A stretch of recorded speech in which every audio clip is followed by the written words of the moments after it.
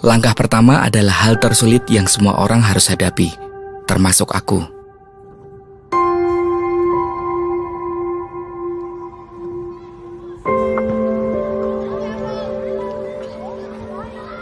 Gak mau nyusahin orang, selalu minta bantuan. Jadi, aku lebih sering menyendiri. Ngabisin waktu ngutak-ngatik komputer sendiri. Ternyata tanpa sadar bisa membuahkan hasil. Pelan-pelan aku bangun rasa semangatku.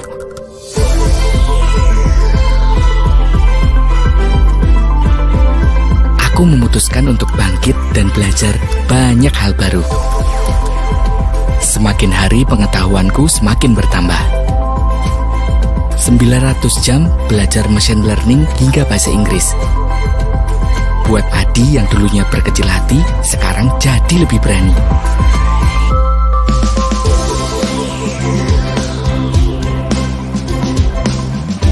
Tanpa aku sadarin, ternyata aku udah ngambil langkah demi langkah, maju ke depan.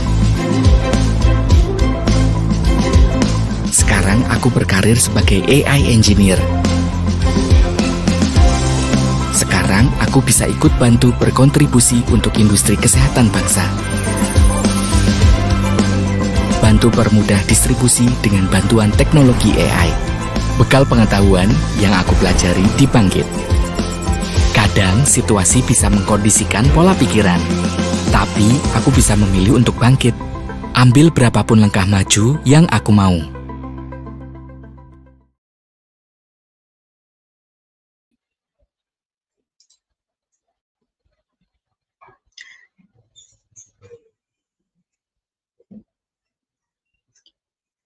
Bismillahirrahmanirrahim. Assalamualaikum warahmatullahi wabarakatuh. Salam Om Swastiastu, Namo Buddhaya, salam kebajikan, selamat sejahtera bagi kita semua.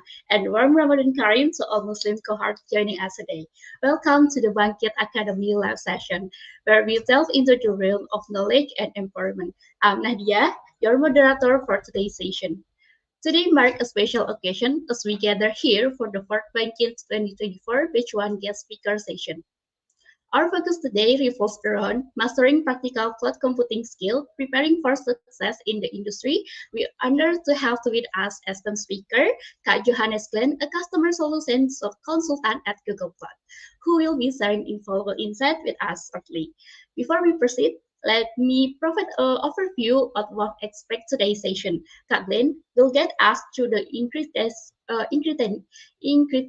of cloud computing and offer practical strategies to excel this dynamic field. This session promises to enrich your understanding and equip your with essential for success. Now, as we dive into the heart of our session, I'd like to extend a warm invitation to all the cohort of Bangkit joining us today. And in the live chat, a lot of Bangkit cohorts say hadir, hadir. Hello, guys.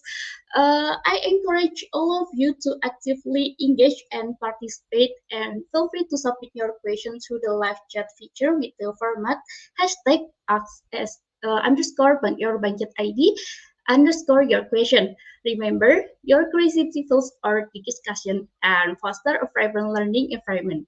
And you can get budget point who wins the six best question in this session. Lastly, I would like to remind you to kindly fill out the get attendance form provided in the description below. Your feedback invaluable and help us to tailor future session to better serve your needs. Without further ado, let's us extend a warm welcome to our distinguished speaker, Kak Johannes Klein. Hi, Hello, Kak Nadia. Glenn. Hello. Hello, Before we delve hello. into the deep of cloud computing, Kak Glenn, how are you doing today? Great, great. Thank you for asking. How about you? I'm good. So enthusiastic talking with you. Wonderful, Kak Glenn. And I joined in this session from Yogyakarta. So I'm curious, where are you joining us from today? Yeah, today I have this chance to work from home, so I'm broadcasting from my cozy working room. I'm working I'm located at Jakarta right now, so I'm based in Jakarta, Nadia. Okay, that's fantastic, Kathleen. It truly showcases the global reach of our visual gathering. So we are grateful to have you share your expertise with us, regardless the titles that might spark us. And now let's proceed with our session on mastering practical cloud computing skill. Kathleen, the floor is yours. All right. Thank you so much, Nadia. Thank you so much for everyone who's coming this afternoon. I just want to say hello to everyone, all the Bangkit cohorts, all the Bangkit volunteers, and everyone who is supporting these amazing programs. Uh, just give me some time to set up the presentation. Okay.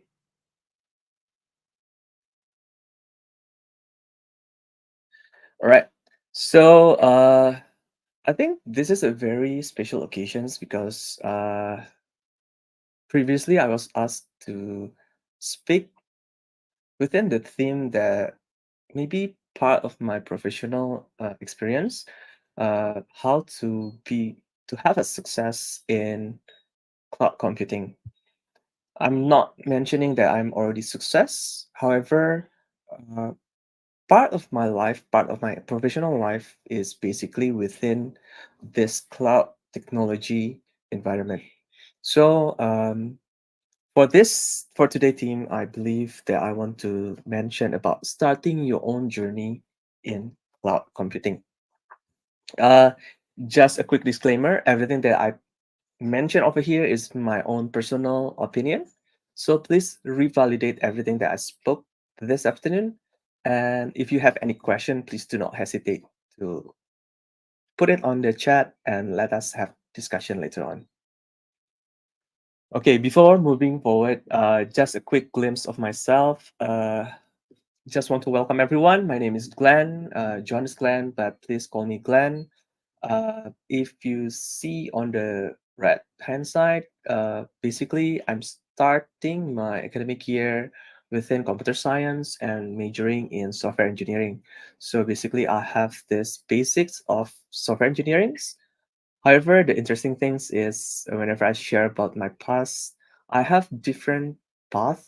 I joined like the first job that I have is more in the project management office, more in project methodology and tools. And then I joined a company that is focused on deploying middleware. And if you have ever heard about SIEM, security information and event management, I joined them as a consultant there.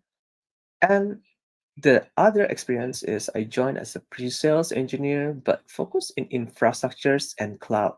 So starting with deploying server, storage, network, platform, all the operating system, virtualizations.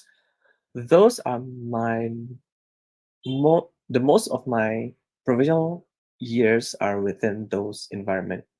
And last but not least, because I work a lot in cloud, then I can join right now as a customer solution consultant in Google Cloud Indonesia, and I'm focusing actually in infrastructures and applications modernizations. If you want to reach me out, please look out me in LinkedIn. I'm mostly active in LinkedIn and some of the writings in Medium. Right. So whenever we move uh, into the things that I want to share, um, I want to focus in whenever you want to think about something, you cannot know where you're going until you know where you have been.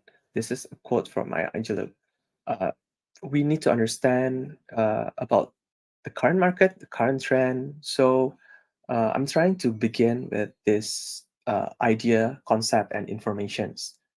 I have this informations actually from Glintz. You can see the URL below. If you're really interested with the report, please go there, download, uh, and yeah, register and download basically. So Glenn's actually create this startup talent report for 2023 and just released for the 2024. The interesting things is whenever you see about the work environment policy in 2023, this is their survey into all the respondent. We can see that actually the work environment policy is segregated into full-time, hybrid, and remote. Why this is really interesting? Because if you see in Indonesia, most of the options are either full-time or hybrid, which is most in hybrid, of course. You can see 59% is hybrid in 2023, and only 8% are remote. If you think about the possibilities, then you can see on the Singapore hybrid is 63%, and we have like 25% remote. What does this mean? The remote possibilities, like you have 25% to join them as a remote resources, the remote talent. So think about how you not only about how you enter the market in within your own geographical locations, within your city, within your country, but now you can join the market in the global environment. You can work with lots of people from multiple countries while you are located in Indonesia.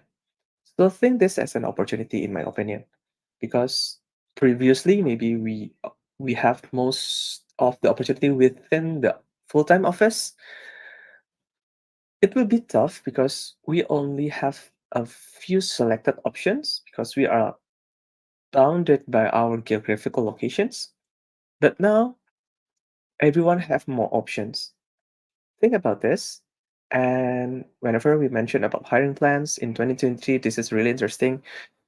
86% of them actually still hiring, though there are some pause hiring in 2023. Some of the topics that is really interesting is engineering, top salaries amid highest demand. You can see that we still have a big possibilities within engineering. We have also one topic in product management, skill gap, creating regional scarcity. That this means that everyone who is interested in product management and are expert within product management, actually there's some demand to fill this gap. So you can be very, very valuable to fill in those demand in product management. Last but not least, data. This this is really a bright era for data people, data analytics, data scientists, data engineering.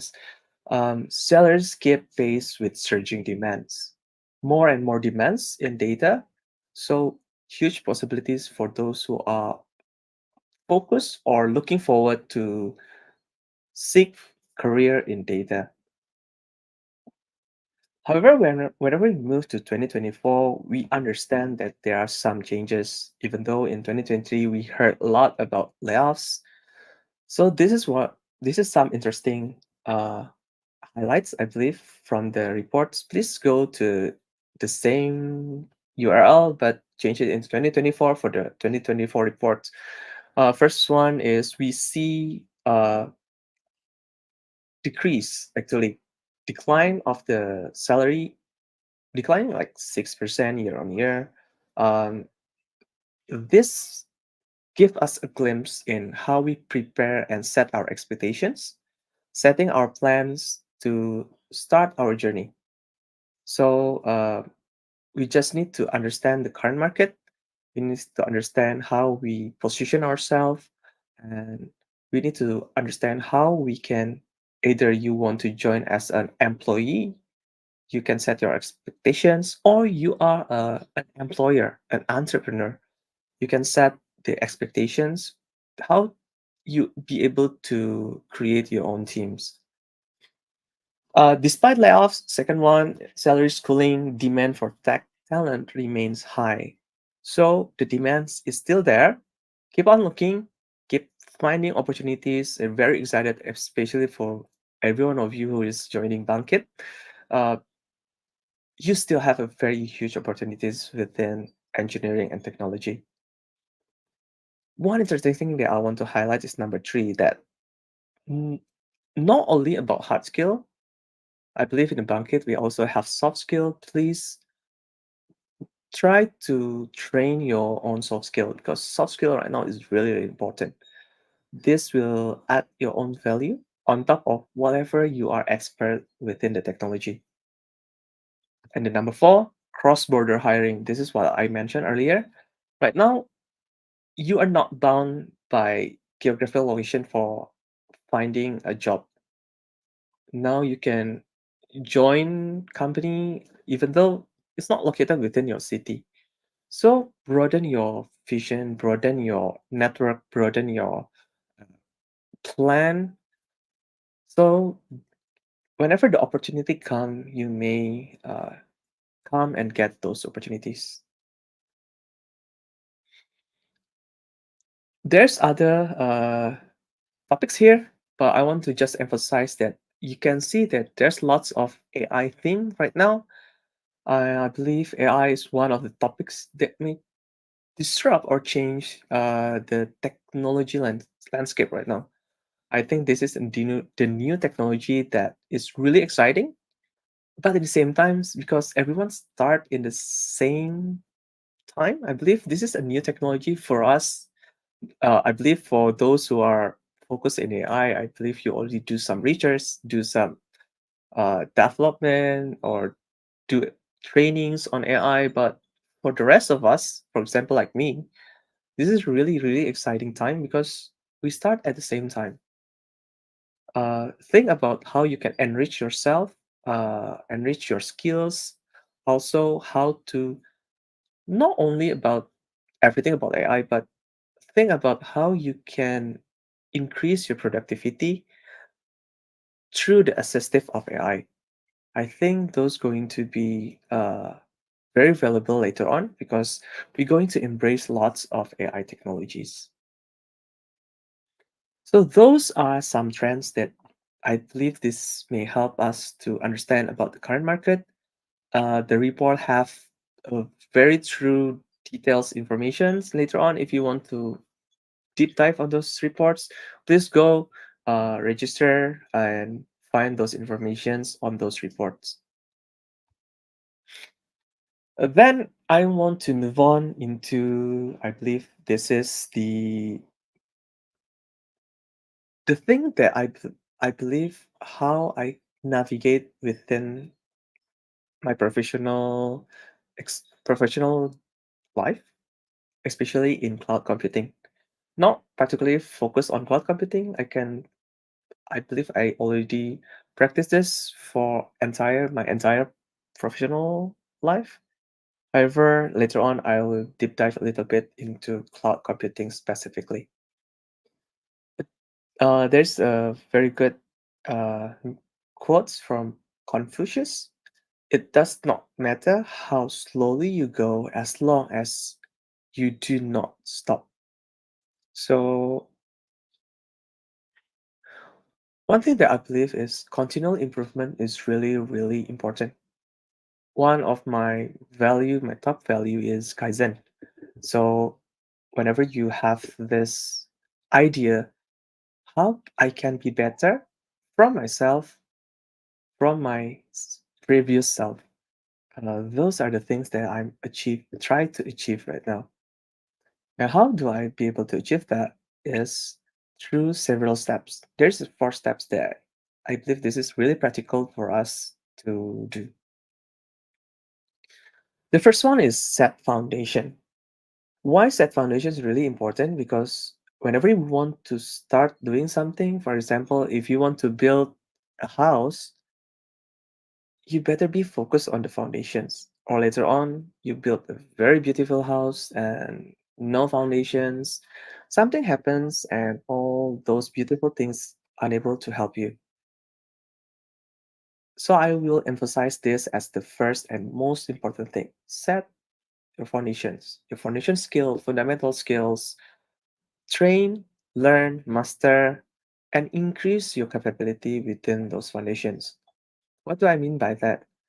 Whenever you have this idea to learn and later on to work within selected area, whenever we talk about cloud computing, for example, you can see in the middle, this is sometimes we talk about cloud and then we kind of lost what kind of cloud that we are talking about.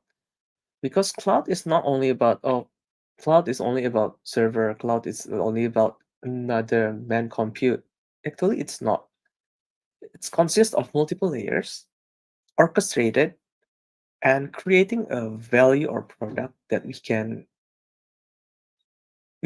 give to our customer. We can go to the market with through all this product. But what are cloud computing consist of?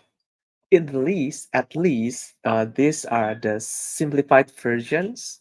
Among all other details, I believe that they have to be like infrastructures, they have to be like servers. We can create servers, we can ask for disk volume, we can create networking, virtual private cloud, and so on. So I believe for those who are taking cloud computing right now, infrastructures is very, very close with you.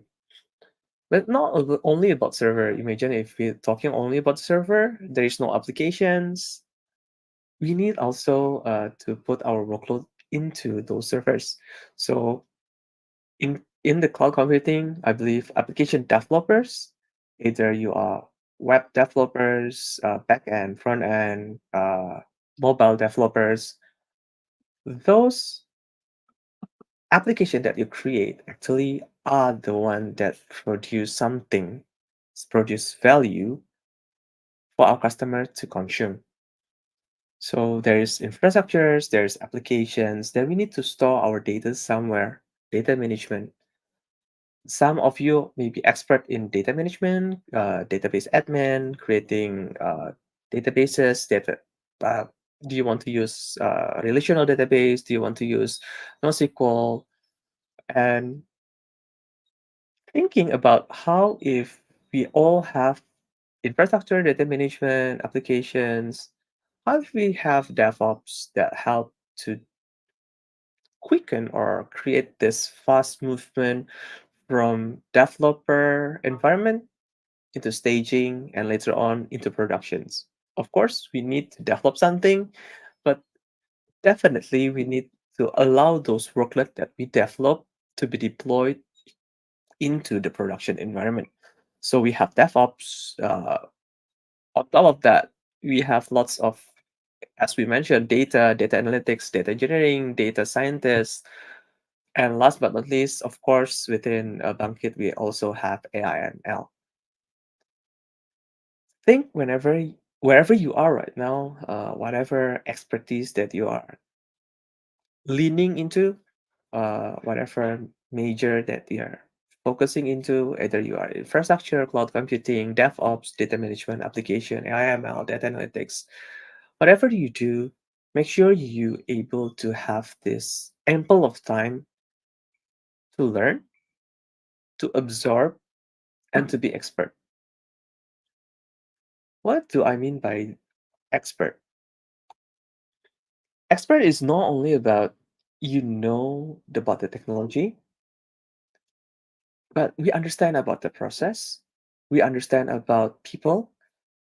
Why I mentioned that the biggest value from someone who have expertise is actually have experience to understand, to choose, or to understand which are which things that are work for you and which things that are not work for you. Sometimes we're going to face some decisions. For example, for very simple decisions, uh, which technology that you want to use? Are you going to use, for example, just very easy example, do you want to use a VM? Do you want to deploy a VM and install everything on top? Or do you want to use containers? Those are very simple question. However, if we don't have any experience, if we don't take times to master those things, to understand what is the pro, what is the cons, when I will use PMs, when I will use containers, or where I go with monolithic, or where I go with microservices. If we don't have those experience, then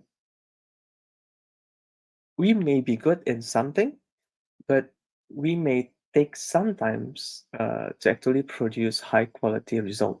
Why?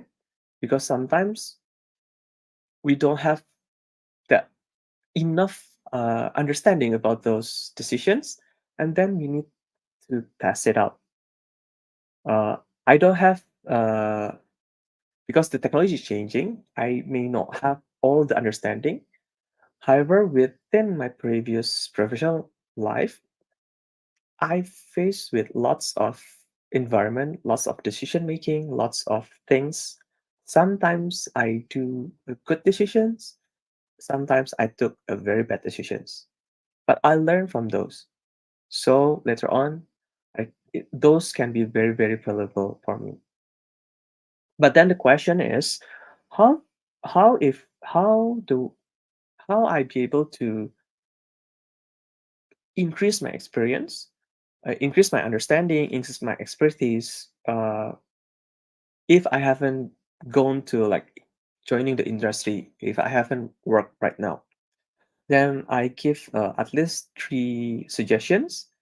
Um, there are things that we can do right now as a student, as academic within our academic years. One, there's lots of places that you can do labs, training, workshop, hands-on labs. One of them is we have in Google Cloud, we have Quick Labs, called Skill Boost now. You can go there, you can find lots of labs, learn from those labs, not only about finishing the labs, but sometimes think why the lab give me a direction to do this steps. Can I do in another way? Uh, um, are there options better, or are other options may not be fit for this particular use case?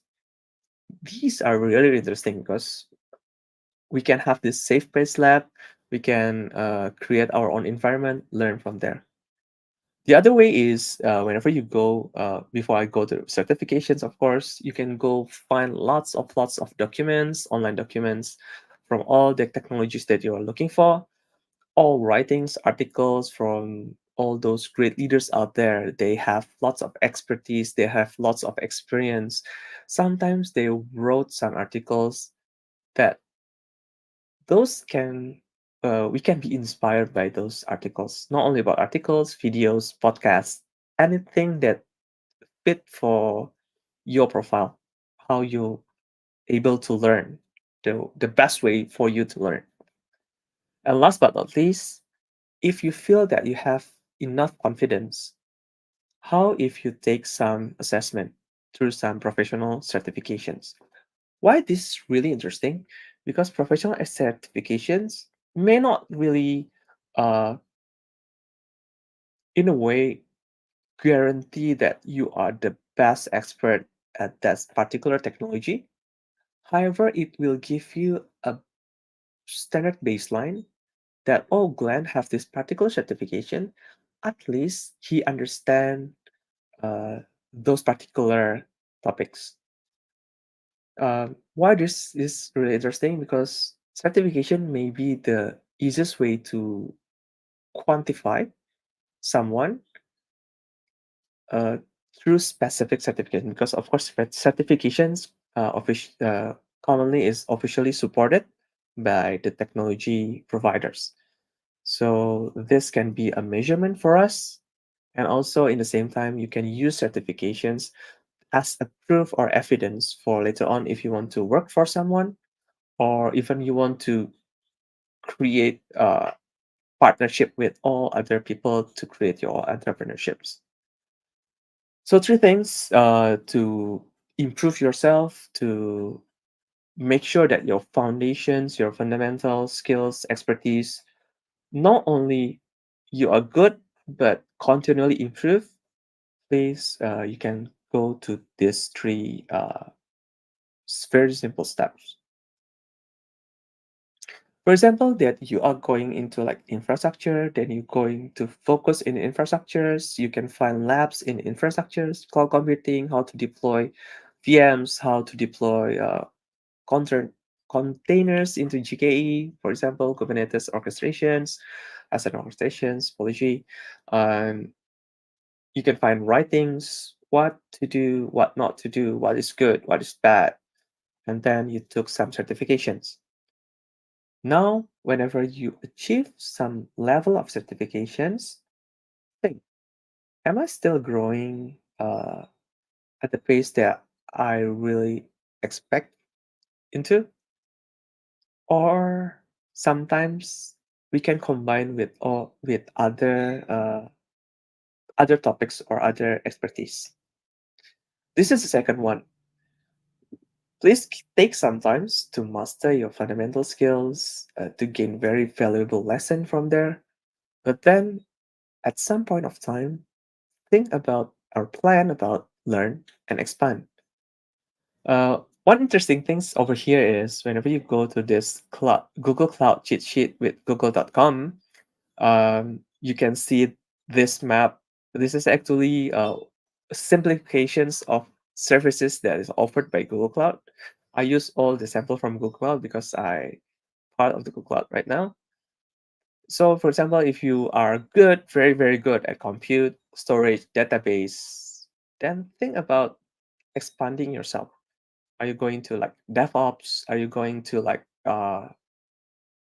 developer tools, operation and monitoring, things about observability? There are huge amount of information that you can learn, and then you add valuable things on top of your fundamental skills. As I mentioned earlier, cloud computing is not consist only about servers, but it consists lots of things, and sometimes the people with very very huge wide understanding or expertise, they can go into like a solution architect or principal architect. Those really really interesting roles. Just to take some times, I want to give some sample because there's a lot of AI topics right now. I want to show about AI also. Think about my background. I have academic background in software engineering, so at least I know something about developing a codes. I believe every one of you is very, very good in doing this. And I have some experience in infrastructures. So most of my professional experience is infrastructure and applications. And now we have this interesting technology called AI or Gen AI, of course. How if I expand myself, I stretch myself into learning about Gen AI? Why this is really interesting? Because this is new technology and everyone's starting at the same times. Just think about those opportunities. Think about if you think about infrastructures, about servers, there are people who already deploy, learn, research about servers from many, many years ago. But if you think about AI, Gen AI, everyone, most of us, not of course different with all the AI's researchers out there, most of us starting at the similar point of time. So actually, even though you are very young, not old like me, and whenever you are very young, we have the same situation, we have the same state actually. So think about this, and let's see about Gen AI. If you want to go deeper, I won't uh, go too much deep into Gen AI. I believe we can learn in another sessions. However, just want to give some a glimpse of what you're going to see later on the demo. I have a quick demo. Uh, think about whenever you use Gen AI, any brands, especially Gemini, then you're going to give some prompt, some requests, then all the AI, the foundation model will receive. Of course, we have this responsible AI and safety layers, and then the foundation model will receive because the foundation model is pre-trained, tuned with very huge corpus, so it will return a value that we are looking for. So a prompt, we push in the foundation model, and then we get some response. Then we talk about Gemini. Later on, I have a little bit a demo about Gemini. Of course, whenever we talk about model, we have a very famous foundation model out there. One of them is Gemini. Gemini have multiple version. If you can see, the Ultra, Pro, Nano. This is really interesting, at least for me, that we can explore lots of things, use cases for each of those models. Why I give this idea? Because there's lots and lots and lots of model out there. Whenever we talk about Gemini, we have Gemini Pro. We have also within Gemini Pro, we have the multimodal one that not only interact through text, but also in a multi other type of media, for for example, images. But later on, we have very specialized models that may specialize and focus in certain tasks. So just keep in mind, we have Gen AI models in with lots and lots of options, and we can explore, understand the behaviors, and then we can develop something out of it. Now, whenever I talk about models, then how we can evaluate. One interesting things whenever you use, of course, Google Cloud right now, actually we have this Vertex AI, and Vertex AI, in the short term, it is a platform. So you can find lots of services to help you to develop, to test, to do prototyping, to train, fine tune, and then deploy the model. Just a glimpse of the uh, Vertex AI here. If you go to Model Garden, then you can see there's lots of models that you can work with. Gemini Pro, Gemini Pro Visions for the multimodal, Gemma, the one that you can download and can use on your own. We have this new announcement for Clouded 3, Sonnet and Haiku, Llama 2, Stable Diffusions, and so on. So basically, whenever you go to this model garden, you can understand that there's lots of models that you can find out. And in the same time, Vertex AI, through Vertex AI, you can have this model deployed for you within Vertex AI. So you can ask Vertex AI to deploy these models, and then we can use this model directly later on. But think about first-party service, at least from Google Cloud. One interesting things in Vertex AI is actually the Vertex AI Studio. This is where we test the behavior, test how we can interact with the models in a easy way later, rather than we like. I just want to understand about the models. I don't want to create any codes. I just want to use it. I want just to understand how I can interact with the models.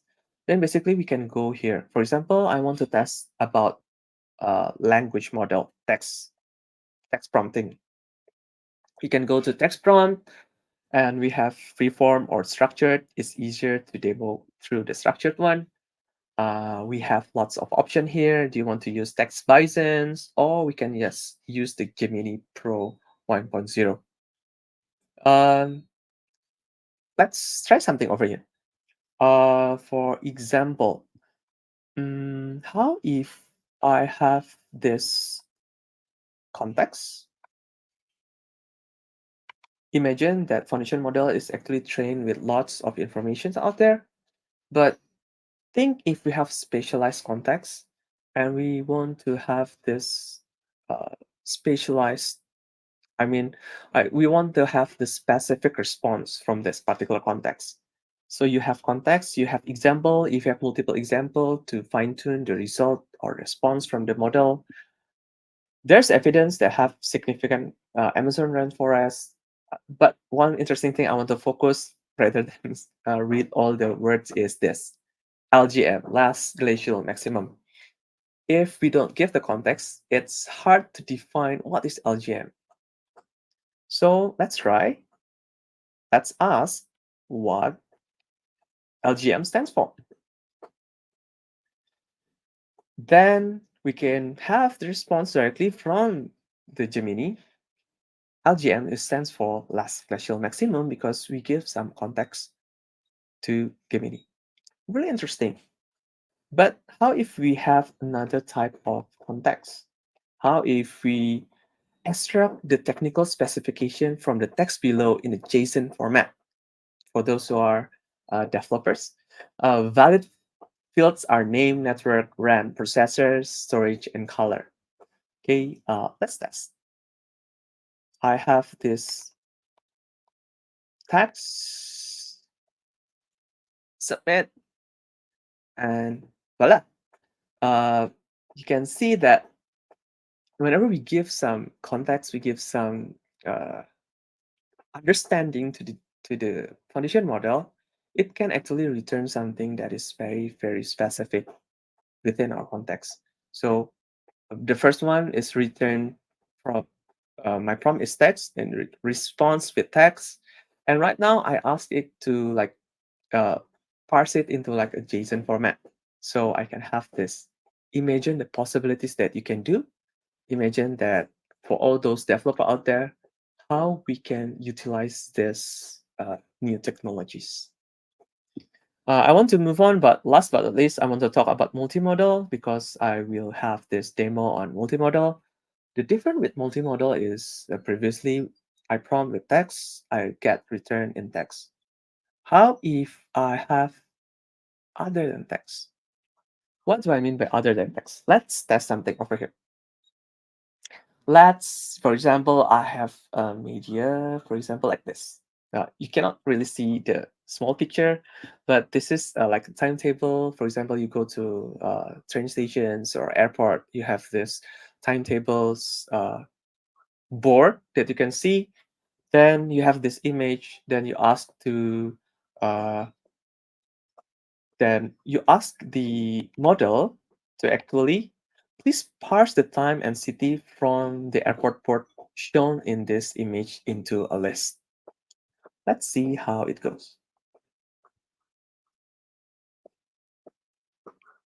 That interesting things is the model able to extract information from the image, do the things that we asked the model, and it return a text to us.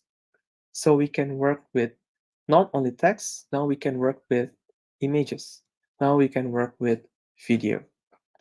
One last example before we move on is actually, for example, we have, sorry, I need to remove all the context first.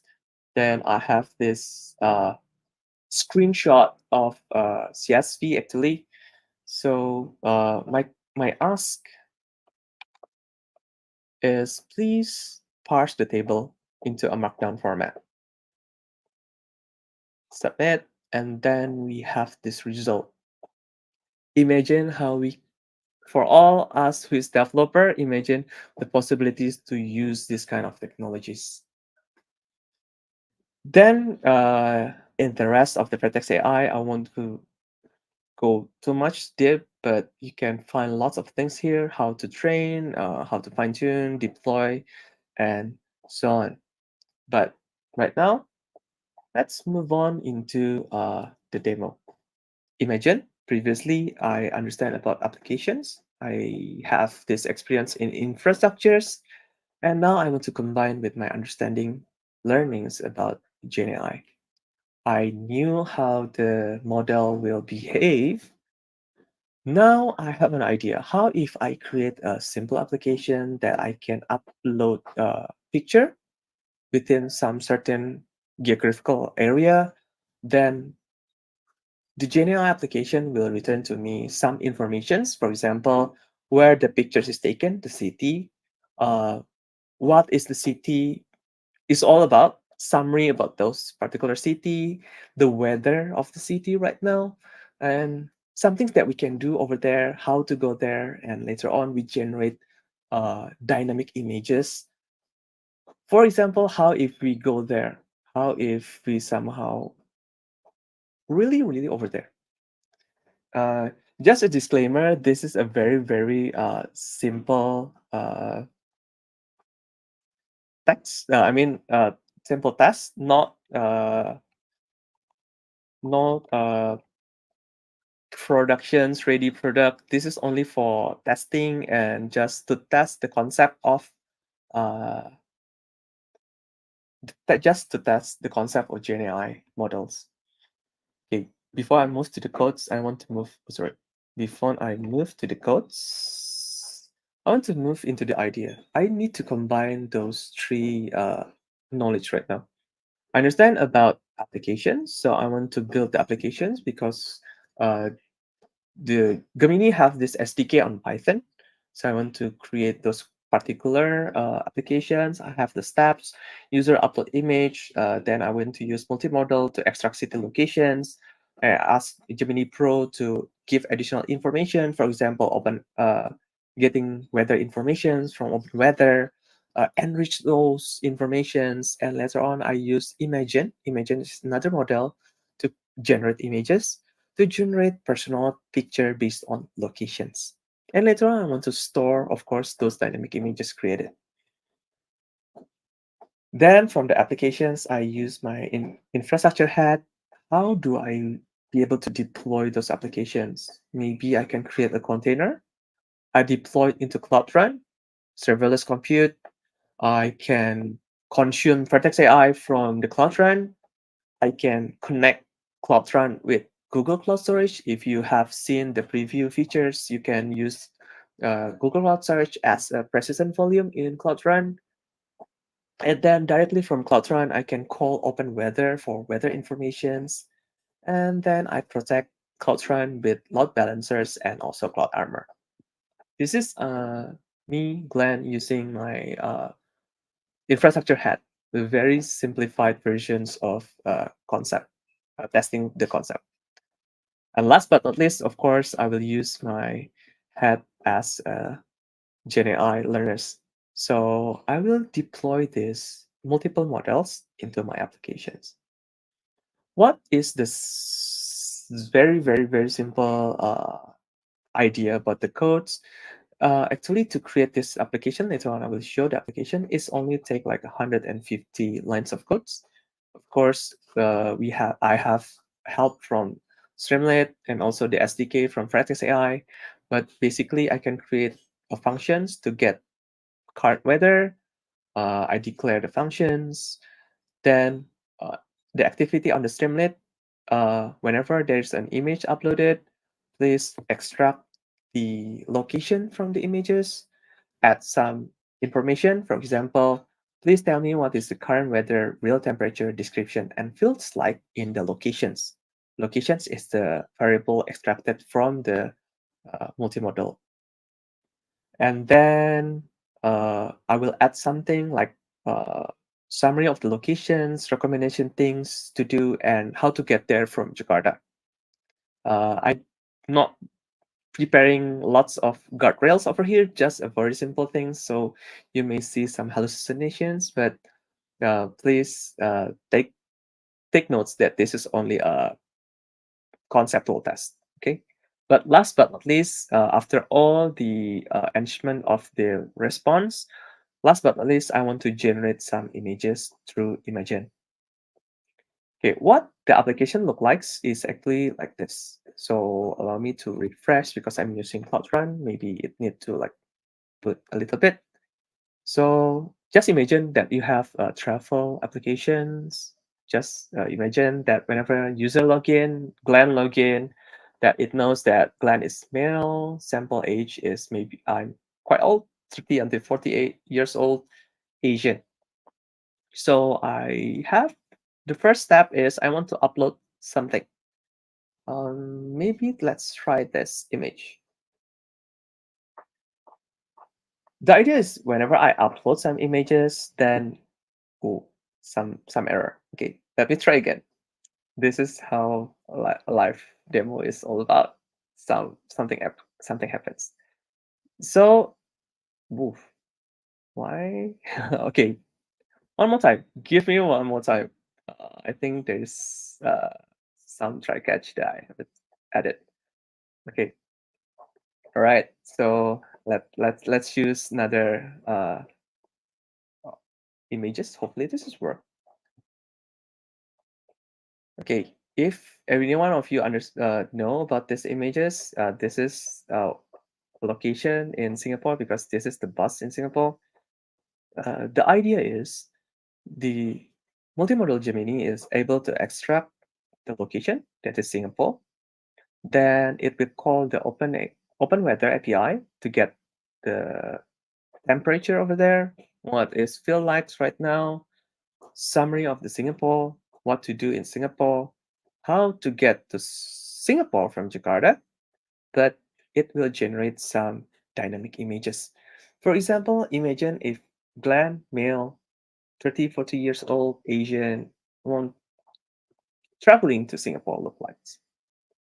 Let's try one more. I just want to be daring myself to test. This is another image that I took. This is one of the business travel. And let's see, this is Google Office.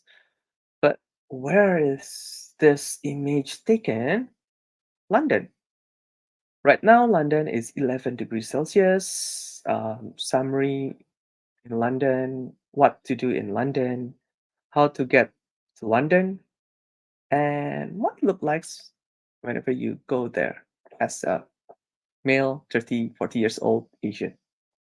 So imagine how you can expand yourself, how you see things, how you not only master in fundamental expertise, but you expand and stretch yourself outside uh, whatever that you are focusing on right now.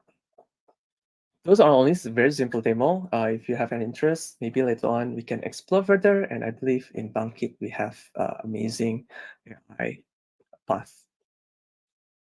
Whenever you talk about expand and learn, but when moving forward, we need a community.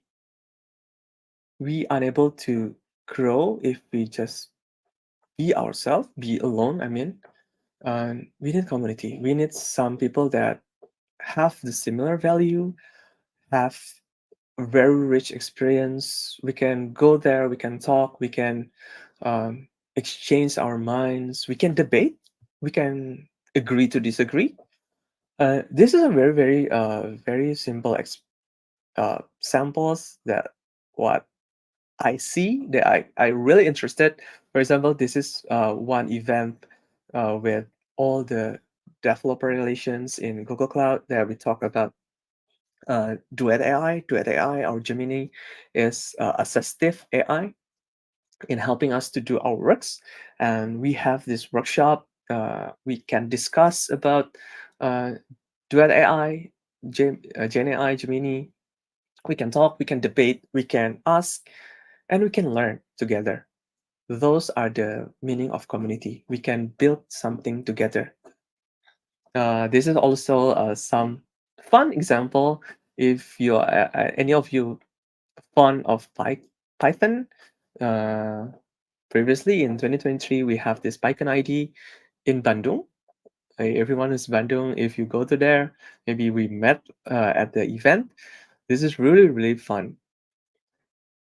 Not only about fun, but you met with the people that working in a similar environment, similar value with you. It's very valuable. So you can ask, you can think, or you can give and contribute. Later on, we talk about contribute. But it's not all about this very huge community. Please also think about your very close community. For example, this is one example that we always do in office. Uh, Imagine that we have lots of experts, amazing people over there, and it's really hard for someone to be expert in everything. So we create this like small group to discuss. We do knowledge sharing, we ask things, and sometimes if you can find a mentor or become a mentor itself, I think it will be very good. Why? Then we can grow. We can grow together. Last but not least, if we have this community, we already learn things, we expand ourselves, we have this community, then please contribute in all things that you can do. Either you become a workshop instructor. This is an example that one of my colleague uh, run a workshop in how we can use uh, assistive AI in application development. I have this. I'm grateful for this chance to become one of the speakers in Developer Fest. This is part of the events. Also, think about how you can contribute. Why contributing is really important because then, in the same time, you give value to other people. You assess yourself, how far you understand about this topic. Um, Whenever I have this chance, actually, I'm super nervous because I need to validate whether I have this particular understanding is correct or not. I need to test, I need to validate, and later on, whenever I contribute, then I give some value to other people. And at the same time, if I'm lucky, then I get some feedbacks. Whenever I got some feedbacks, good or bad, things that is good, things that it need to be improved on, then I can grow from that particular moment. Okay, so four things. Just a conclusion. Please don't forget to set your foundations. Whenever you start your career, you need this particular set of foundations. You need to be expert in something. Take your time, be expert, continues to learn, then learn and expand yourself, stretch yourself further, and find your community. And last but not least, please contribute. I think I want to close it with this. Please take an action because you are right now in a very great programs. Bangkit, take the chance, take the opportunity, and I want to see how you grow later on. I think I will conclude my presentations right now. Um, yeah, Nadia, are you here? Hello, Kak Glenn. Mentioning about Vertex AI, it's very contrary, contrary. But Kak Glenn explained the live demo about Vertex AI because I want to use Vertex AI also, but it would cost a lot of money. And fast was I in Bangkit, only few credits were given Bangkit, and I was so worried that it would be run out immediately. So Kaglin, let's we move on because here already many questions for the cohort Q&A Yes. session for now.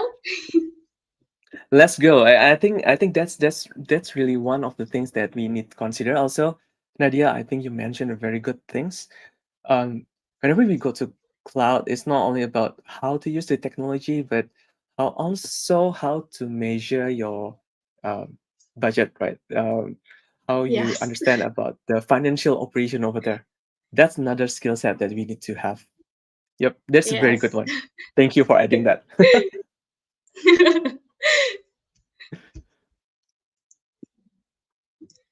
All And right. now I think So, okay. uh yeah, I think now in my Bangkit.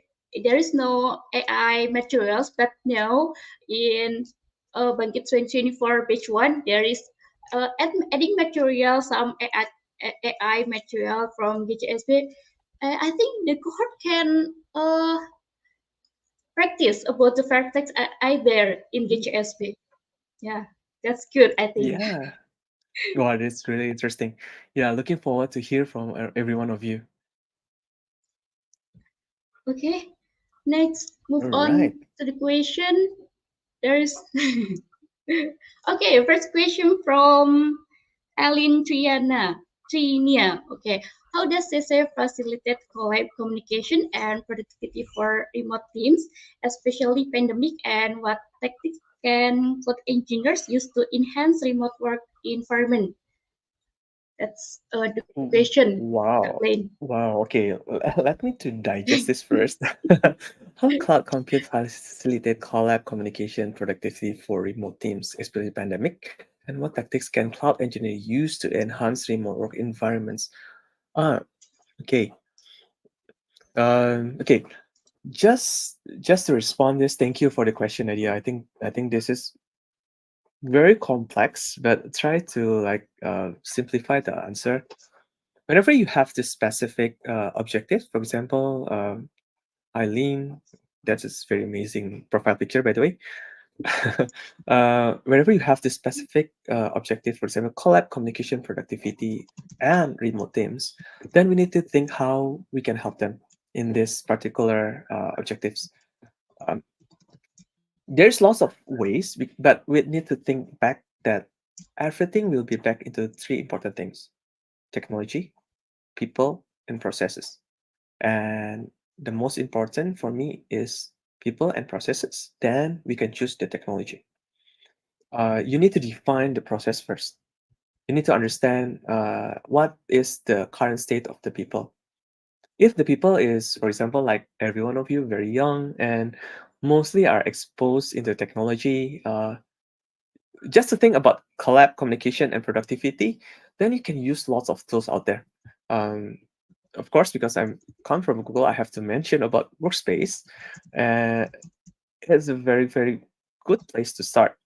You can collaborate to create documentations. You can create lots of things over there. You can share informations, documentations.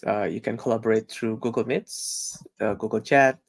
uh, those are the tools in how we can help uh, to create this communication and productivity. However, please add some context whether this working environment requires some specific items. For example, if you need like IDs, you need like an environment to develop, right? Then basically you can think about how if I can create a working environment in cloud, so my colleagues wherever they are as a remote engineers, they only need a device that is connected through a web browser and internet, then they can access the development environment in the cloud. There's a lot of tools out there. Of course, Google Cloud, we have this cloud workstation, or even there's a IDX project, if I'm not mistaken, the namings. You can find those tools after we define the first one. What is the current state of the people? And also, what is the process that is running right now? I believe those two are most important. Then later on, we can go with things like, do you need like uh, remote IDE in cloud, or do you need like a VDI, virtual desktop infrastructure? So whatever device that you are using, you can like connect it to your tools and your working environment. And think about security, think about not only easy way for developer to run their works, but at the same time we need to secure those environment. So I think this is very good question, only but please remember to start with those understanding about the current state, process, people, then we can choose about the technology. But you can impact a lot through cloud computing. Okay, Kak Glenn, sweet to know it seems like we are not to concentrate with communication because we can communicate whatever we are because of technology. And I always in my team last year in Bangkit, so whatever we project, we always take a Discord and live together, show Ooh, the live coding now. That's like that. that is really interesting. And are you separated by geographical locations, different city, Yes. and is it Different like that? city. Yeah, there's in Jakarta, Wow. Bandung, and I'm here, the only one from Yogyakarta in my team, and can communicate in Discord and Gmeet. It's always interesting. Oh, that's a real evidence over there. How we can improve our remote working environment. Thank you, Nadia. I Yes. think that's very, very awesome. Okay, we move to the next question, Kaglin. There Yeah, is Shell. from Johannes Alexander Gusti Sinaga. What is the most important activity as cloud engineer if we would like to build AI apps? What server do we have to set up to run and deploy AI in cloud? Oh, okay. What Service. is the What most important, service? like, Yeah. what service? Okay. I think there's a two question over here, but what is the more important activity as cloud engineer? Um, I don't want to be cliche, but I think my most important things is to learn. Uh, I don't know if you are satisfied with the answer, but if you can see that cloud technology or technology itself is rapidly changing. Whenever we stop learning, I think I'm going to be left behind. I don't know what kind of things that's work or not. For example, what are the good technology that I can adopt? Do I have to adopt all of them? I don't think so. I'm against to use anything that is shiny directly. I just want to validate. I want to research. I want to understand, then choose to adopt accordingly. So, what the most important activity for me is to learn, to improve. Just thinking about if you have this particular processes or particular architecture, for example, cloud computing, cloud engineer, that you create this particular architectures, VM connected to this virtual private networks, or VPC or any other services. Think how you can improve things over there. Not only improve in terms of um, efficiencies of the uh, all those resources, but think about how to simplify the experience of all the users, not only the customers, but also the developer experience. Those are the things that really, really interesting. And please keep on learning. And the second question, if you want to build an AI apps, what services do we have to set up? Um, I don't think there's a single answer for this. There's lots of things that we need to consider. For example, um, Do you want to deploy the model? Or do you want to, for example, do you want to use a model that's ready to use? For example, like Gemini. Gemini is ready to use, just consume it, first party from Google Cloud. Or do you want to have your own model? You deploy your model into some compute environment. We have a Vertex endpoint, or do you want to like use your model and deploy it into some locations, VM, containers? There's a lot of things to consider over there.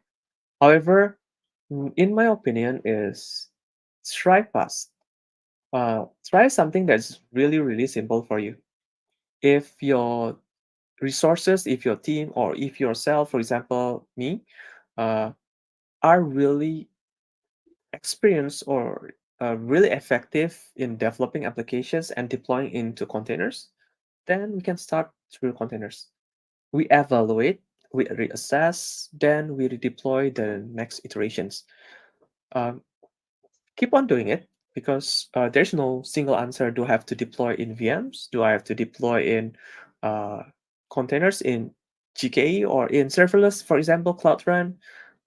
Remember that Cloud Run, serverless, and GKE, even though they are same using containers, both of them have different behavior and different usage. So please consider about it. But one interesting things, if of course we're talking about environment in Google Cloud, uh, think about AI. We also have not only about the model, but also the infrastructures to support the model.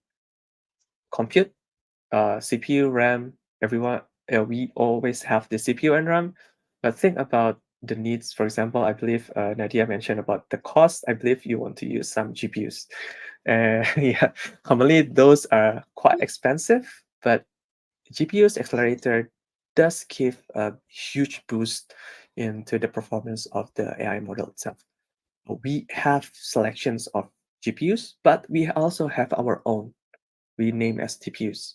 So think about it, select correctly, and if you have specific context, we can like deep dive to discuss about it. But yeah, again, please think about all those options and behavior and test. Yeah. uh, if you want the simple things to deploy, you can choose Quadrant because that's a service that's easy to deploy, and because you just need a container registry and Docker container to deploy in Quadrant. Image like that. That's awesome. And Yeah, please yeah, listen to Nadia. just just using Quadrant, guys, because your project is doesn't need huge GPU or something like that. Just being easy. Okay, we move the next question. There is question from Raihan. How can company balance the trade-off between scalability and security and cost efficiency in their cloud computing strategy? What is their common This is very good strategy question for also. efficiency costs? Yeah. Um, it's hard to have all the good things. I mean, if you want to have a good things, cheap and many, I think it's hard to find those ideal equations, all of them. I think the best answer is actually to create priorities. What do I mean by priorities is commonly a company will have this strategic priorities. uh, what do you want to do? For example, just an easy example is whenever you have a startup, I don't think you're going to think about scalability first. You need to think about it, just to emphasize that.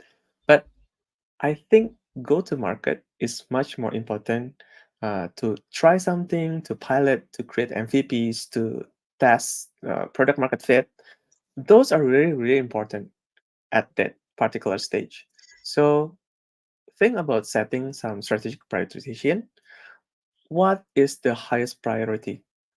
Um, if you want to be, for example, Right now, my application is very, very, so many people are using it.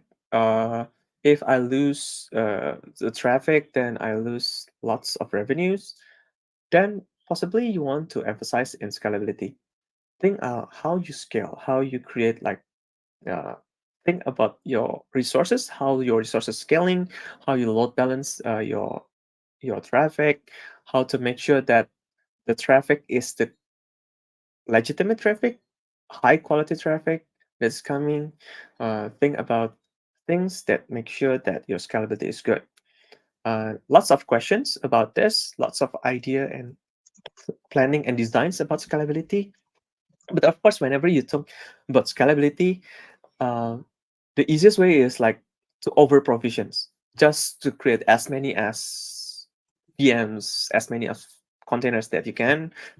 Give the best resources, highest CPU, highest RAM, highest disk, SSD, local SSD, GPU, TPU, and just give everything. But of course, we have a very limited resources, which is money or cost or budget.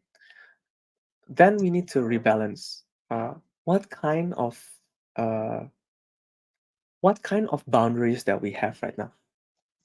If we have highest priorities of scale, then we need to create this very cost-effective scaling, or we can like just give the best out there for now. There's a lot of strategy. I cannot say one is better than the other, but think about what is your primary strategic objectives and what are things that's bound you. What is really, uh, yeah, what is your threshold right now? Then we talk about security. Um, the security itself is a topic that we need to go deep a lot because security covers almost every aspect within our environment. If you talk about authentications, there's very, very basics. We talk about how to make sure that our data safe. How do you want to encrypt your data? How do you ensure that your data uh, stored correctly? How to ensure PII, for example. We have PDP is coming up to consider how to secure those data. But balancing between how do you secure your environment and also to give a high performance applications, sometimes we need to prioritize also. Not to say we have to neglect the security, but we have to find a way to create uh, again prioritizations, how to give the best throughput, the best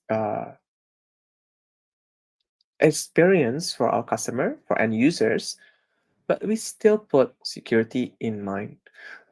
This is, I think, I want to emphasize this as commonly we will discuss and create a roadmap.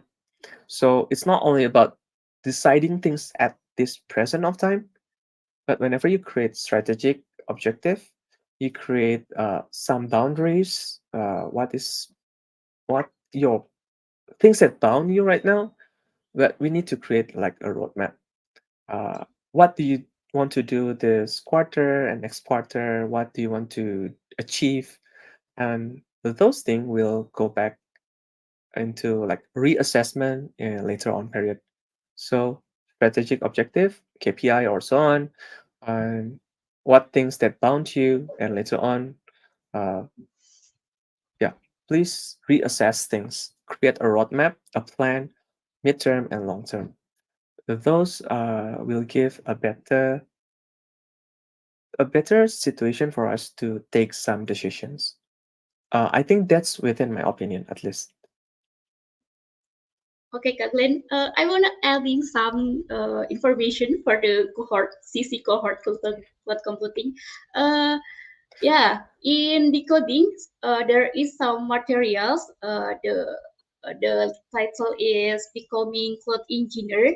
Yeah, there is Mm, uh, you can simulate there how if you are a company and how to determine priorities and how to determine cost estimate in using Google Cloud Calculator there. There's material in decoding. You can Love it. get Love it. yeah that the material. I think later if you uh, after capstone project you can get that material from decoding and from bangkit token token from bangkit. Sorry. Okay. I I want to move to the next question. The there is from Raisa Aulia.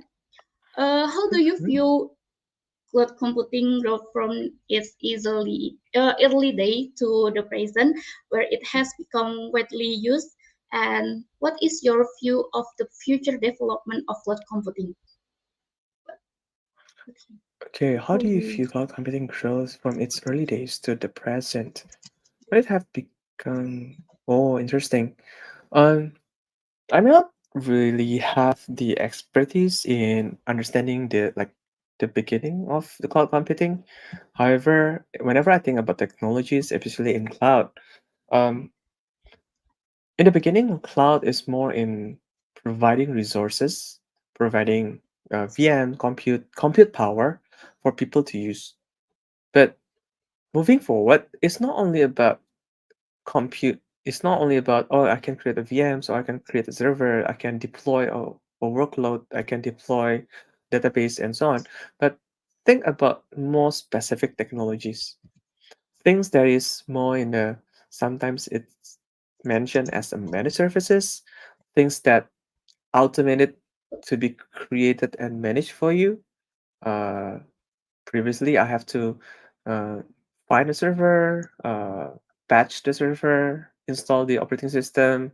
Then, if I want to create a virtualization, I need to create the deploy the hypervisor, create the VMs, and ensure the VMs is running well. Now, in a matter of clicks, I can create the VMs. I can deploy a clusters. Those automation is, in my opinion, is out of the world. Uh, if you have ever create a very simple networkings that you understand, just to create environment, you need to design, you need to set routings, you need to find all the cables and so on. And right now, you just need to click.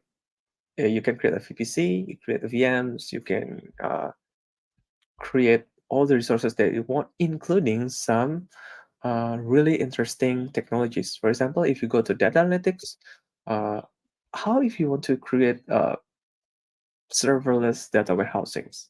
How if you want to create like a big lake environment? How do you want to create, for example, uh, I want to deploy my services, as Nadia mentioned. I want to deploy my services as simple as possible, and I want to pay it based on traffic, for example. We can go to into serverless. Those growth, uh, what I can see is cloud technology try to serve as best as possible what we as the user needs. I need scaling, I need automations, I need simplicity, I need security. And the latest technology, imagine all those things, automation, technology, and so on, are embedded within AI. So if you think about the future of cloud computing, I think it's really, really interesting and exciting because there's lots of usage right now. There's lots of things that previously we unable to do, and now we can do things. Just imagine if you want to create a startup, then you have to purchase all the servers, then you need to wait servers to come, and then you need to set up all those things. Not to mention that that is bad, not like that. But imagine that right there, what you need is, I just want to test it out in a very simple environment. Then you can go to cloud computing, find the resource that you need, either it's compute, database, data analytics, even AI ML, and just try and just use. And with the integration with AI, I see that lots of things will be changed. Uh, just find how AI can assist you rather than uh, replace you. Imagine that AI is not replacing us, but it's actually assisting us later on. So I'm quite excited. I may not be able to like discern really specific concrete the form of next cloud computing. I believe the basic will be still similar right now. How you deploy your workload, how you deploy your database, and so on. Um, but with integration of AI, I think there's going to be lots of new things coming on. Just wait. Yeah, we'll see how the futures will look like later. Okay, Kak Glenn. I think the summarize is the development of cloud computing provides many options to make it easier for us to work like that, isn't it? Yeah, splendid TLDR. Yeah, it's very hard to describe, but that's very spot on. Okay, okay, we move to the next question. There is from Tanbima Wiragama. If company decide to migrate its entire IT infrastructure to cloud, what are some practical steps and consideration they should take to ensure a smooth transition? Yeah. All right, I think yeah, this is very good. Also very good and very commonly asked questions. Um, Whenever some company want to migrate into cloud, I believe that uh, commonly that I what I do is I try to ask things about people, process, and also technology. I think that's the basic of everything. I We need to understand where our resources right now, how what kind of their expertise right now, how much learnings that they need to operate uh, in the cloud. For example, if we understand that our resources right now is more in the VM based, then whatever you want to do in cloud, I think the best way is try to move in a similar environment while they are learnings. Just in my opinion, we move first. We name it as lift and shift. We move the servers from on-premise into cloud, for example, and allow them to operate as similar as what they have done previously. Then think about the next step is how to modernize those things. Do you want to go into serverless? Do you want to go into managed services? Do you want to go in other way? We can plan and roadmap afterwards. But if you see that your resources and processes are quite mature, you have lots of good engineering people, and even better, they have experience in cloud, then we can design in a way that you can migrate from the technologies they're currently running. If you want to like modernize first in on-premise, then we move it into cloud into like more in the cloud native way. Do you want to, for example, do you want to utilize uh, as Nadia mentioned, she like Cloud Run, serverless. Do you want to use containers? Do you want to use any other technologies that best fit for you?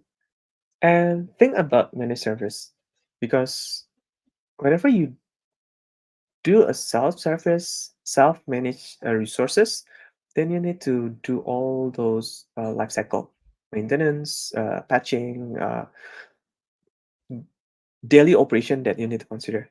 Then think about how to ease those burden and creating an environment in cloud. Those are very common things that we discuss, but of course we need to go back into those particular understanding. What is your people? What is your processes right now? And what the technology that will best fit with those environment. But we'll not stop there. We can create a roadmap, a plan, what future looks like for you. Then we can plan how to achieve those future. So maybe this is not really answering, but I believe this is the best way rather than choosing the technology first, then everyone will commonly will have a hard time to catch up. So meet your people and processes, choose correct technology, then empower them to learn and to grow. Then we can have a very smooth transitions. That's what I believe right now. Okay, Kathleen. I think I know the materials of the moving infrastructure, but the Mm. our practice is I think so hard to to get materials that if we need parties and more like that. Yeah, And yeah, yeah. we True. and yeah, we just move the next question from Freddy Andika. What are the advantage of cloud computing for small business and how can they address the security and technical challenges to maximize its benefit? Maximize the benefit for small business. Uh, One interesting things, if I can say about cloud computing, is you can start small. You can start with something that is fit what you need right now, rather than uh, purchasing something that is huge and you need to do a capacity plan for the next few years to be cost effective. Then you can start small. You can find a best fit. You don't need any huge resources, then start very, very small. If you can start with something like more in the serverless way, you can start with serverless. So you can focus in things that you need, just fit with what you need. Those are the things that I very often meet whenever you talk about small businesses.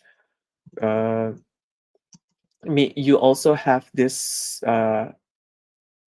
possibilities. For example, just imagine whenever you create a startup, then you want to create some pilot. Rather than purchasing for resources for that pilot, you test the pilot first. You test in an environment very small, very neat, very fit for your needs. Then think, do you want to improve? For example, which I hope you will improve later on. You have this product market fit, or sometime in some conditions you think that this is not working. You want to uh, stop. You want to pivot. Then you have actually have the chance to pivot rather than committing yourself in the beginning for something that you still need to assess in the future. Those, I believe, the best things about cloud: finding the right technologies, paying in the way that is really fit for you, and then in matter of security and uh, technical challenges, I just want to address that all the technologies that you can use. I mean, whoever you are, a big company, small company, individual, entrepreneur, startups, uh, you can use the same technologies over there. You can find the services. You can, of course, you need to understand the behaviors and also the cost. As Nadia mentions, please learn about the calculator also. Um, then you can choose to adopt. There's lots of things in security landscape. Think about what really matters for you, and of course, what things that really fit with what your requirement commonly coming from compliance and so on. You can focus over there. But whenever you talk about technical challenges, then yeah, I need to go back with my previous statement. What kind of technical challenges it is, and what things that you want to achieve by solving those technical challenges. I mean, technical challenges mean you face some challenges to achieve some result, right?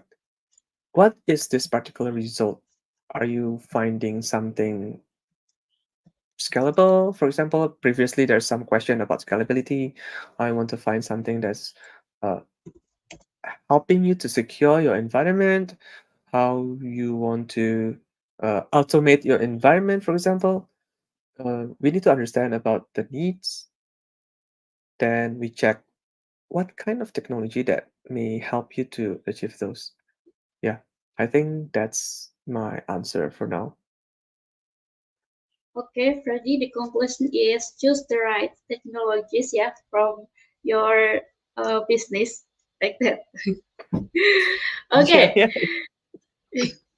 like my and again, guys, like my budget project. If you don't wanna think about infrastructure, just deploy in Cloudrun. Okay, next question. Very experienced. You have a very experienced mentor here.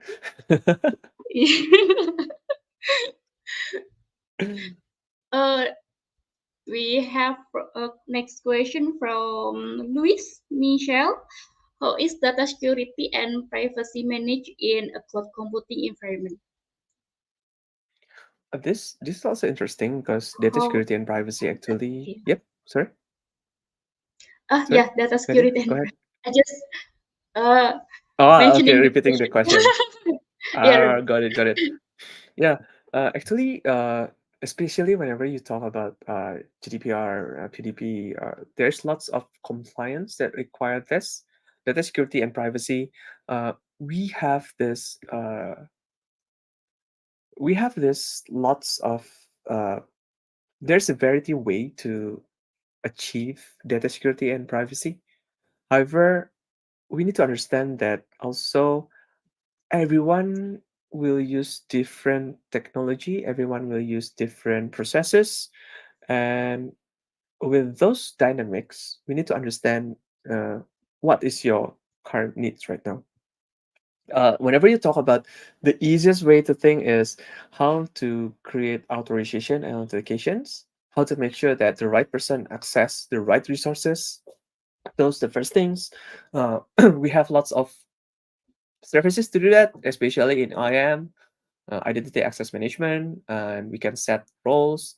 We can set only certain people that have roles to even to just view the data.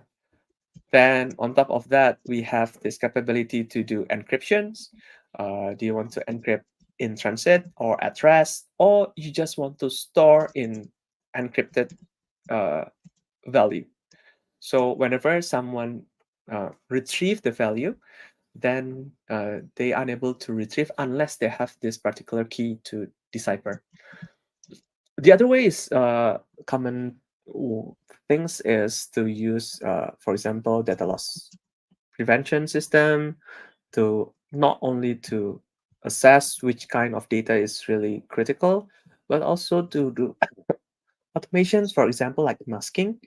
So only the people that have rights to access the data able to retrieve the value. Else, the data will return to you in a mask uh, value. Um, those are very simple samples. However, when we talk about the specific about data security and privacy, we need to go back again. What is your current design? What is current architecture? What is your current technology you are using? What is your current processes? I still remember whenever in my academic year, whenever I join security topics lessons, the only emphasis is actually the human is the weakest link, not the technology. People is the weakest link. So we need to also consider about people, process, and technology. That's why I want to emphasize this. It's not only about technology. We need to understand about process and people. Yep, I think that's my answer for now. Okay, I think the first step is so guys don't forget to learn about IAM in Google Cloud Computing because it's very important. Okay, Definitely, we definitely.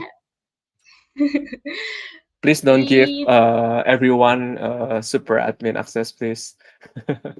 yeah, don't give the editor for all people in Yeah, your project, guys. Yeah, exactly. Just You give the did, least privilege, please. yeah. Okay, we move the next question. There is from Muhammad Saiful Irfanuddin. What specific concept or skill in mastering practical cloud computing skill do you find most valuable and relevant for application in your day-to-day work environment? How, Glenn? Uh, okay, interesting. Not particularly sure if you have the specific lessons about mastering practical cloud computing skills. However, if you are mentioning about whatever I share today, which is again disclaimer that this is my opinion, I believe those four things are really really valuable and relevant. Why? Because even until right now, I keep on learning about infrastructure and application. Those are two of my focus. Um, Infrastructure and application changing rapidly. Imagine the changes from VM to go to uh, orchestrations to go to serverless to integrate with lots of things inside the cloud. um, Keep on learning, keep on honing my skills, even though I'm not young anymore. Like every one of you are very very young. I need, I still need to keep on learning and assessing my skills, including my assessing my skills in how I write my code. If you see my previous code, it's very very messy. Apology for that, but yeah, I'm trying to keep up and trying to relearn. But I still have to prioritize because I have very limited time. I have very limited energy. I need to prioritize something. Um, yeah, please keep on learning.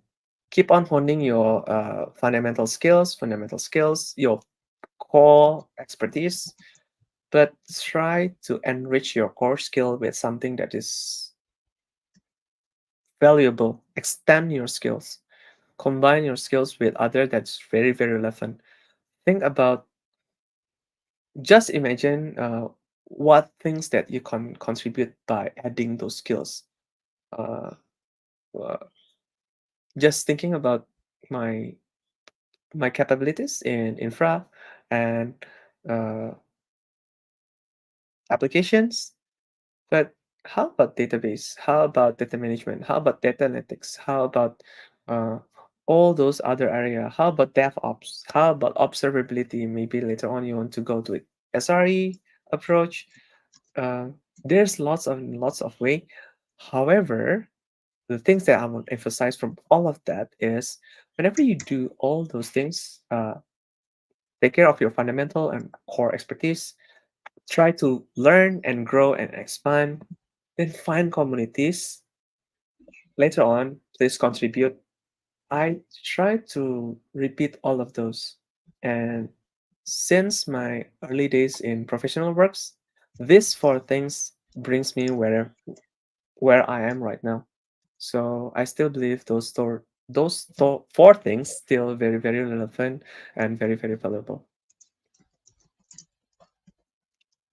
Okay, Kak Glenn, as mentioned about presentation Kak Glenn before, we can join the communities, we can learn from there, and we can share uh, what share our knowledge to the community also. Mm, Like Google true. Indonesia has a lot of community.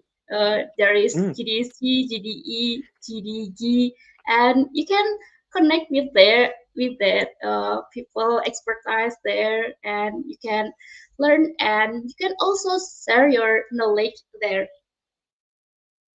Or mm, if you have in campus GDC, you can also share and learn in your community there in your campus like that. exactly.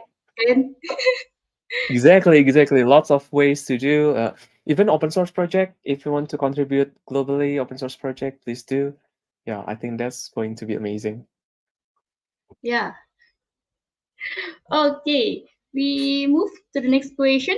There is we have a lot of question here, and next question from Dinda Juliana. How to Hmm. overcome scalability challenges when managing popular application in cloud environment while considering different cloud service provided for a project's specific needs. Interesting. Um, to answer this, scalability challenges is depends because of course we need to understand your architecture. However, commonly the biggest problem is whenever you find the lowest denominator. I mean, if you find the bottleneck, if you find the problem, either your backend, your front end, either your database, for example, um, think about the way that we can solve the problem. For example, if you have problem in uh, if you can like the easiest way is if you can like scale out your applications. For example, the problem is your front end unable to serve lots of traffic. Then you have two options, right? Either you scale up, you resize, you increase your resources for your front end, or actually if it is stateless, then you can like scale out your front end. Likewise with your backend, you need to understand the behavior of your backend, the design of your backend, how the communication between services, if you have microservices, how you decoupled, how you create messaging. Um, the the summary is try to assess and find where is the bottleneck is because you mentioned about scalability, right? If the scalability problem is about your monolithic applications, then you have several options. Either you resize, scale up, or you try to separate surfaces into like more in the smaller surfaces like microservices. Then you s- plug it little one by one, and then you try to scale those things up. But just to emphasize that everything that we do have pro and cons. Uh, Test in a lower environment, dev, uh, staging, and test it whether this is fit for you. If this okay, then adopt it. Then plan for a future. But if you're thinking about the technology itself, then you need to consider lots of things. Whenever you think about scalability of, for example, the easiest, very common things that I found is you want to use a common SQL product. We understand that common SQL product have their own behavior. We cannot have like master active situation without any additional uh, services. For example, there are some database product that can do that, but maybe we can solve it by separating the master and the read replica. If the behavior of the bottleneck is actually in reading the data, then we can scale out the read replica to serve the traffic.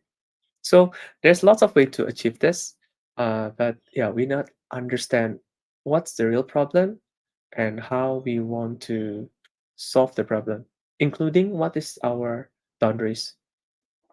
If we have very limited budget, think about what we need to prioritize with that very limited budget. Yeah, I think those are my answer. Okay. For scalability, I have tried about cloud balance for my project also. There's from MGW atau or managed service instance. There's you can use also for the Google from the Google Cloud, guys. I think we can try one by one the services on Google Cloud, and we can know more about technologies in Google Cloud like that. Yes, Johan. Yes, Kak Glenn. That's Sorry. awesome. Yeah, yeah, yeah. True, true. Totally true. Okay, we move to the next question. There is from Farhan Naufal Nuryansyah. Who are emerging technologies such as edge computing and IoT, Internet of Things? respecting the capabilities and possibilities of cloud computing? Oh, this is very good. Yeah. I believe how we create services in cloud computing based on the needs of the customer itself. We have lots of IoTs. We have lots of, like, for example, edge computing use cases. However, it's not only about the technologies. It's also about what these technologies can give benefit for the company who adopt them. Are you going to use IoT for your businesses and it justify for your businesses? Then, if all the question is yes, then the good things about cloud computing is then we have to serve all the traffic from IoT and edge computing. Imagine that the use case of IoT and edge computing is quite different. IoT is trying to capture lots of metrics, lots of informations from devices, from many locations, and sometimes we don't have any uh, powerful connections to connect to cloud. Then we need to have this gateway. We need to have this pipeline to store all informations and direct it into cloud. Also in the edge computing, maybe have similar use cases. Then you will find lots of services that are purposely created, purposely designed for those use cases. However, uh, it's not only about uh, directly about IoT, then we need to plainly connect with cloud. There's a workaround in how we can, like, do you want to design your IoT and store your data temporarily and batch your data into cloud or whenever connections available. And there's so many way to design these things. So if the question is how those IoT and edge computing reshape, then there's lots of things. Please find all the documentations, all the technologies that supporting these approaches out there, and also how your service provider, especially for now, I'm talking about Google Cloud, of course, then how Google Cloud can help in achieving those objectives. Okay, thank you, Kathleen. Farhan is the last question for this session. So, from before we wrap up, could you please offer us your closing thoughts or any final insight you like to leave our cohort with? Kak?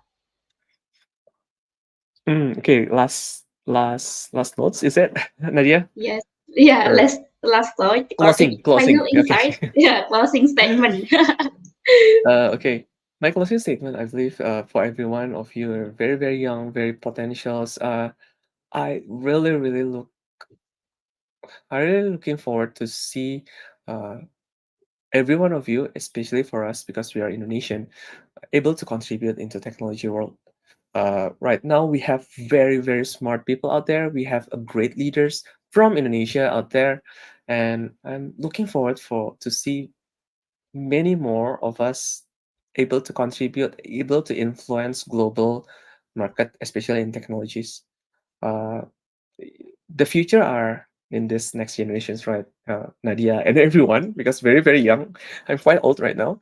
Uh, that's why really looking forward. And with such program, Bangkit, and right now you are pursuing your academic years, please use this opportunity to enrich yourself. Find the opportunity because you have the opportunity to work not only within your geographical locations, but you have capabilities to work remotely and have exposure of global environment. Please find those opportunity also, and looking forward to see what every one of you can bring into this world. Yeah, I think that's for me. Okay. Okay, thank you, Kak Glenn, for those motivating words. And this moment you have been waiting for, guys, for the best question are going to be announced. And thank you for all of you active participation. This is yeah, the best question is one from Raihan Romzi and second Johannes. third, Reza. Fourth, Tan Bima. And the fifth, Luis. And the last, Dinda Juliana. Congratulations, guys, uh, Wow. for the best question for this session, GESS. And to all of you, thank you for your active participation and engagement throughout the session. Remember, the journey to mastering practical code computing skill doesn't end here. Keep exploring, keep Hmm. learning, and keep striving to for excellence. Stay tuned for the next guest speaker session and stay curious. I'm Nadia. Wassalamualaikum warahmatullahi wabarakatuh. Bye-bye. Terima kasih semuanya. Terima kasih, Thank you Kak so Glenn. much. Thank you. Thank you so much, Nadia. Thank you so much, everyone. Looking forward to meet you again. Yeah.